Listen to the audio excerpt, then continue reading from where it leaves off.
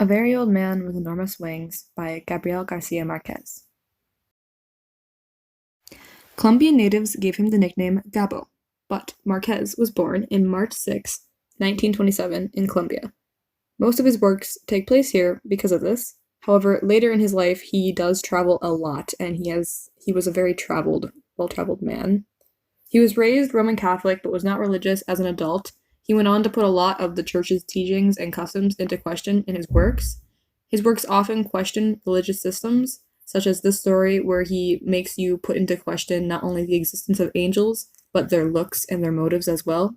In addition to this, he often wrote to criticize foreign policy, and he also criticized the state of Colombia itself. Gabriel Garcia Marquez and politics. Marquez rose to fame in the political world, even though he himself was never actually an elected official. He was friends with US President Bill Clinton and the President of France. He worked behind the scenes to mediate disputes between government leftists, right-wing paramilitaries, and the drug cartel during the Colombian Civil War. He also sought oftenly to help international relations, which included the likes of Cuba and the United States in the 1990s. Many of Colombian's natives have been quoted as calling him like a strong voice of reason within the country because he was so outspoken in the political area of his life. And he was also quoted as being the country's best hope. The president of Colombia himself once called him the greatest Colombian who ever lived, which is a pretty high honor to hold. Here I included just a couple pictures of him in his later years. He died when he was 87 in Mexico City in 2014.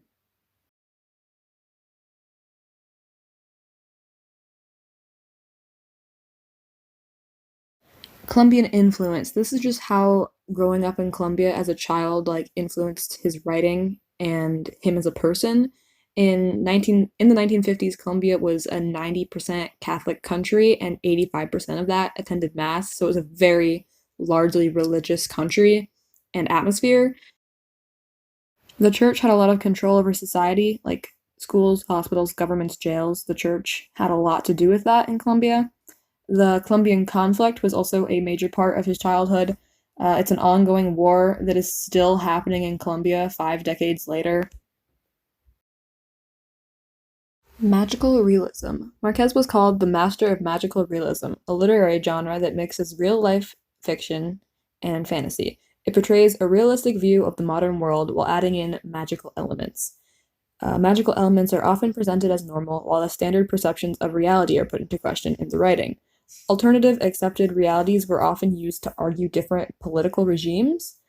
A Very Old Man with Enormous Wings uses magical realism to point out fundamental flaws in society that still exist today, such as judging people for their looks, the concept of outsiders and minorities, keeping people locked away, people growing old, or people who take a instance and they hype it up really hard, but then they get sick of it really fast and they don't care about it anymore.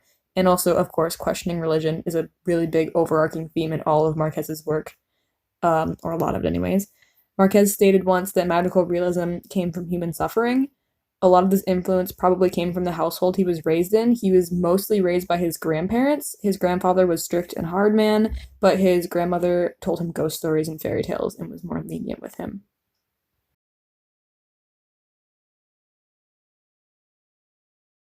These are just some pictures I found of him as a child and a teenager.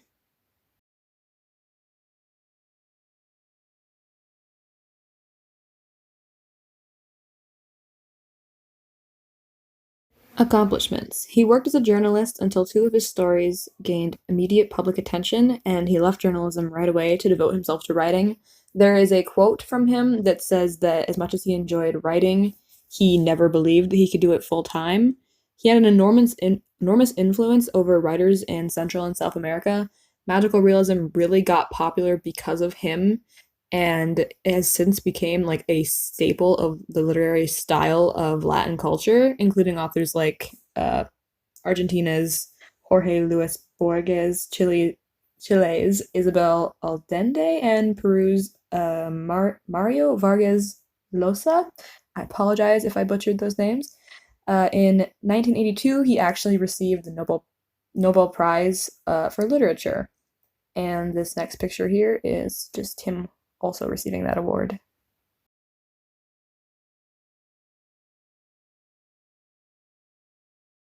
Lastly, I just wanted to touch on a couple of the class's group answers for our group's questions. Casey will go over a few more of them later, but for my portion, I'm going to do that here. The mass consensus for question number 1, is the old man actually an angel or just a Norwegian with wings? Seemed to be leaning towards the class thinking that he was an angel, but there was a good amount of people who thought otherwise or were in the middle.